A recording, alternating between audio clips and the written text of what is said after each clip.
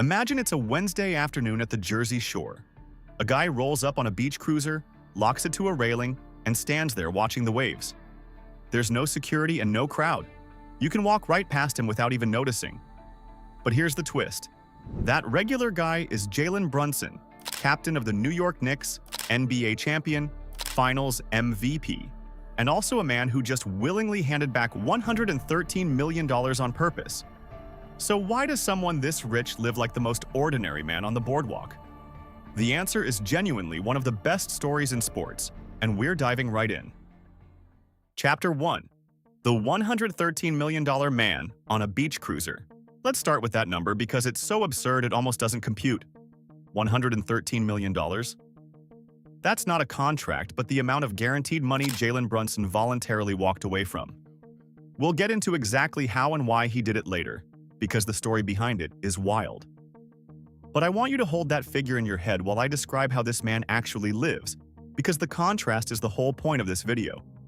Here's a guy who, the moment he had real money, could have done the full NBA superstar starter pack. The mega mansion, the fleet of matte black supercars, the diamond everything, the private chef, the Instagram full of watches and jets and blessed captions. That's the script. That's what's expected. And Jalen Brunson looked at that entire script and went, nah, I'm good. But instead, he's got a beach house in Ocean City, New Jersey. Just a single cozy little 1,615 square foot shore house he bought for around $720,000, which, in that zip code, is basically what a normal family pays for a starter home. Now, the internet being the internet, people threw around a $12 million figure for it, because surely an NBA star's beach house must cost a fortune, right? Public property records say otherwise, assessed at under 700 grand. That's not a mansion, that's a shore house, the kind your favorite uncle might own. Search for his car collection and you get nothing. No Lambo, no fleet, no sports car photo shoots. Every single search for the luxury lifestyle stuff comes back empty. The man rides a beach cruiser, a literal pedal bike, on a public boardwalk where anyone could walk up to him, lock it to a railing, and just stand there watching the ocean like he's got nowhere to be and nothing to prove. Meanwhile, this is a guy whose teammate Josh Hart had a bunch of watches stolen and turned it into a 6-week joke. That's the flex level in Brunson's world. Stolen watches as comedy material. And when you put it all together, a guy with a generational contract, one modest beach house, no fancy cars, a bicycle, you're left with a real question. When someone leaves $113 million on the table and lives like this, the easy assumption is that something went wrong. A feud, a front office mess, a scandal we haven't heard about yet. But none of that happened.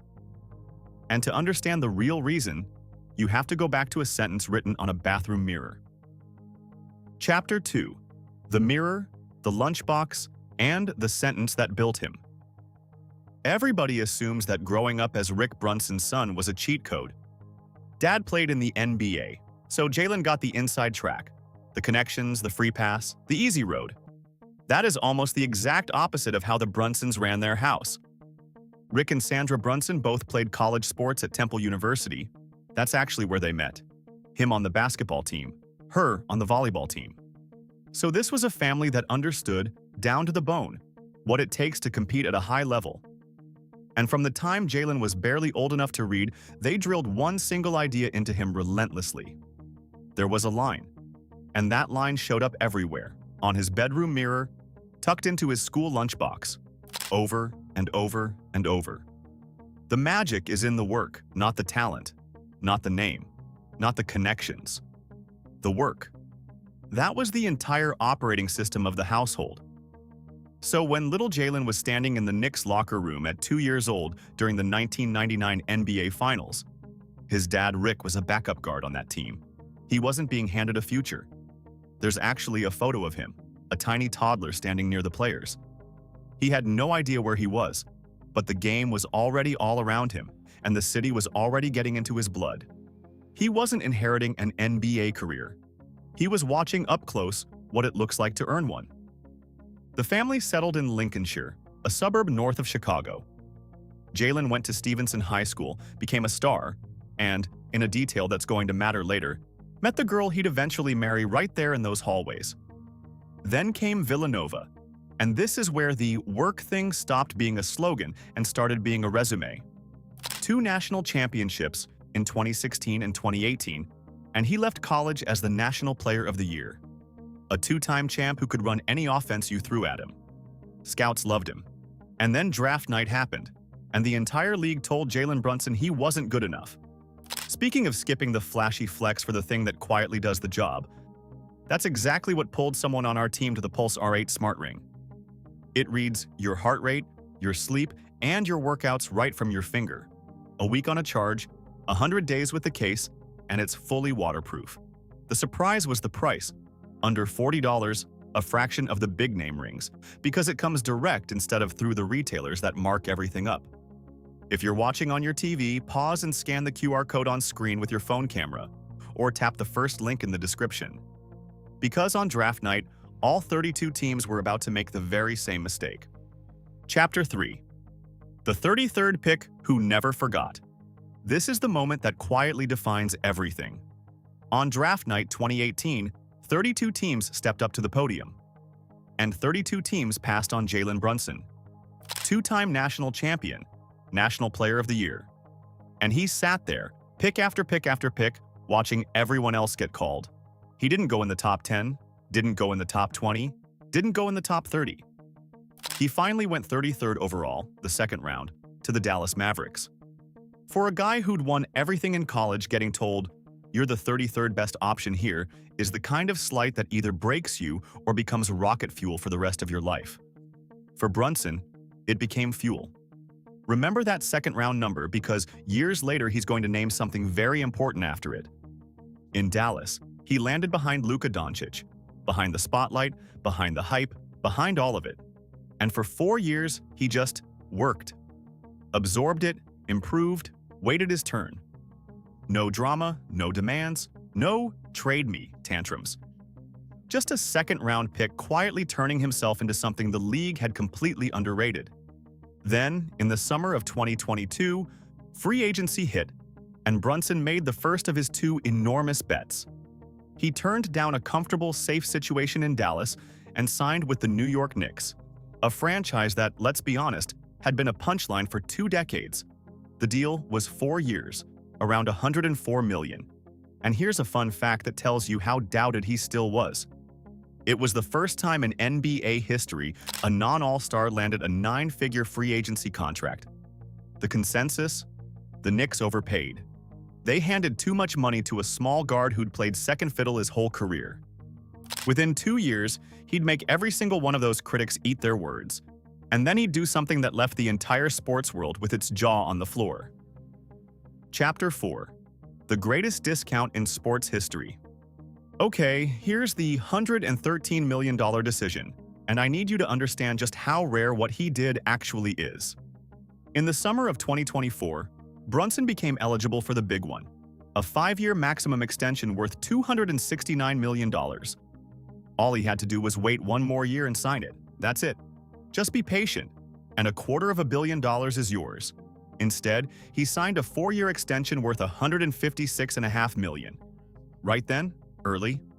By signing the smaller deal now instead of the monster deal later, Jalen Brunson left $113 million in guaranteed money on the table. Voluntarily. In an era where every athlete, completely understandably, wants every dollar they can get, this basically never happens. So why on earth would he do that? He explained it with zero spin. "Let's just be blunt and honest," he said. It was the most money he could get at that point in time, but he wanted to be in New York, and he wanted to show that actions speak louder than just talking about it. He wanted this team to stay together. He wanted to win there. And here's the genius part most people miss. The NBA has this brutal salary cap penalty called the second apron. Basically, once you spend too much, the league handcuffs your ability to add players. Brunson's discount kept the Knicks under that line. That freed up money? It directly brought in 2 All-Stars, Mikal Bridges and Karl Anthony Towns. In the same offseason, he didn't just take less money, he personally bought his own team a better roster. And his reasoning for it is the most Jalen Brunson thing imaginable. He said if he was sitting there thinking about playing well just to make sure he got paid, that could mess with his head. He plays his best, he said, when he has a free mind, and taking the deal gave him exactly that. He studied how the greats did it too. Tom Brady in New England, Patrick Mahomes in Kansas City, Derek Jeter with the Yankees, superstars who structured their contracts to give their teams the best possible chance to win. He wasn't being naive. He was following a championship blueprint. Now, was it worth it? Hold that thought. Because the answer didn't come until 2026, and it's the best part of the story. But first, the part that proves the ordinary thing isn't an act. Chapter 5. The brand that works because it isn't a brand. Here's the funny thing about Jalen Brunson's endorsement deals. They tell you exactly who he is because there's not a single fake one in the bunch. Look at his roster of sponsors: Nike, American Express, Body Armor, DoorDash, Dunkin', Faherty, Dollar Shave Club. Notice what's missing. There's no aspirational luxury fantasy here. No watch brand you'll never afford, no exotic car partnership. It's all useful, everyday stuff. The things a normal person actually buys. DoorDash makes 1,000 times more sense for Jalen Brunson than some supercar brand would, because he genuinely is the guy who orders food in and watches game film on the couch. There's no gap between the pitch and the person. That's why it works. Then there's the media business, which is honestly one of my favorite details. He co-hosts a show called The Roommates Show with his teammate Josh Hart. And the name comes from the Villanova dorm where their friendship actually started. These two have been close since college, and the show is exactly as unfiltered and goofy as you'd want from two guys who clearly find each other hilarious. They've had the Knicks owner James Dolan on as a guest. It's a real, legitimate media company, built by two guys who genuinely like each other, which is the entire reason it lands. You can't fake that chemistry, and they don't try to. So this is the part where the ordinary man thing stops being a vibe and starts being verifiable. The brands he picks, the show he makes, the way he carries himself, none of it is engineered to project an image. It's just consistent, top to bottom, with the guy on the beach cruiser. But the place where Brunson's character shows up most clearly isn't a sponsorship at all. It's what he did with that second-round chip on his shoulder. Chapter 6. He turned getting snubbed into feeding kids. Remember being the 33rd pick? The slight he never forgot? Here's what he did with it, and it's genuinely moving. In 2023, Jalen Brunson started a charity called the Second Round Foundation. Read that name again. Second Round. He took the single most disrespectful moment of his career, the night the whole league passed on him, and turned it into the banner for helping kids who get overlooked too. As he put it, the foundation was born from the idea that success doesn't always look like the first-round pick. Sometimes it's the second round, the overlooked. He wants to inspire kids and young adults who get counted out to keep going anyway. That's not a PR slogan. That's a guy building his life philosophy into a nonprofit. And he didn't build it alone, which is the detail that ties this whole family together. His co-founder is his mother, Sandra, the same woman who spent years writing "The magic is in the work" on his mirror, who sat through every game in every gym, who watched her son get bypassed on draft night. She's the CFO and co-founder of the foundation. In a real way, the name is hers too. His slight became someone else's first chance, and the work is genuinely hands-on, not a logo on a check. In July 2025, instead of spending his off-season somewhere expensive, Brunson went to Dream Charter High School in the Bronx and literally cooked in the kitchen with the students, rolled his sleeves up and made food. The foundation committed $328,000 to that school's scratch food program, real fresh meals for students and families all year round. Back home at his old high school in Lincolnshire, the foundation's wellness program has reached nearly 400 students and families with health screenings, groceries, and athletic gear. He's also deeply involved with Covenant House fighting youth homelessness, won their Beacon of Hope Award, a list that includes Diana Ross and John Bon Jovi, and even lit up the Empire State Building in their colors. The man means it, and the reason he means it leads straight back home, to the family that's been the whole point this entire time. Chapter 7. He comes home, and he's just a husband. For all the championship talk, the thing that actually grounds Jalen Brunson is almost aggressively normal. He's a family guy who married his high school sweetheart and treats home like a sanctuary. Her name is Allie Marks Brunson, and their story is ridiculously wholesome. They started dating back in 2013 as teenagers in those Stevenson High School hallways. They stuck together through college. He went to Villanova, she stayed in Illinois, and then got her doctorate in physical therapy from Northwestern. That's right, she's Dr. Brunson. He proposed in 2022, and not at some flashy destination. He did it in their old high school gym, the place where he'd made all those memories as a kid. They got married in 2023, and in July of 2024 they welcomed their daughter Jordan.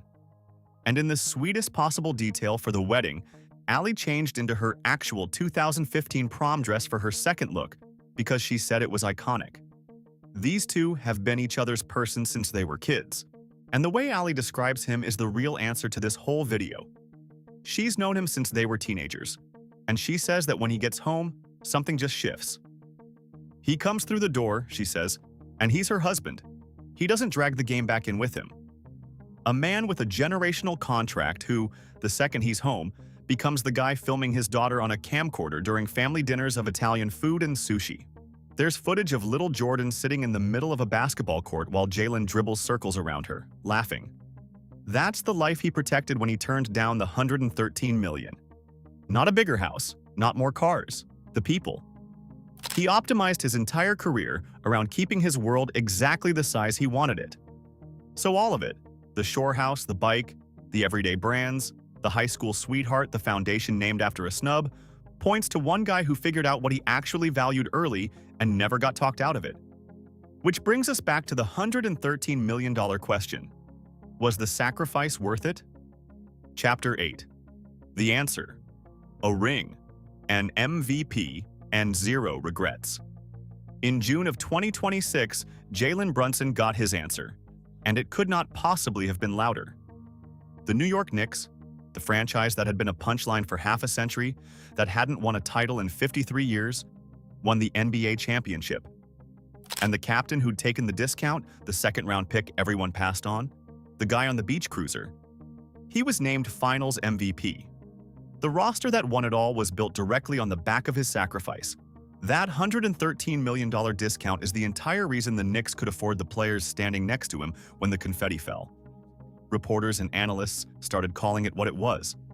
Maybe the single greatest contract discount in the history of professional sports. The bet didn't just pay off. It paid off about as completely as a bet can. So they asked him, right after the title, knowing everything now, was leaving all that money on the table worth it? He didn't hesitate for a second. 100% worth it, he said. And then he said something that tells you he'd have made the same choice even if they'd lost.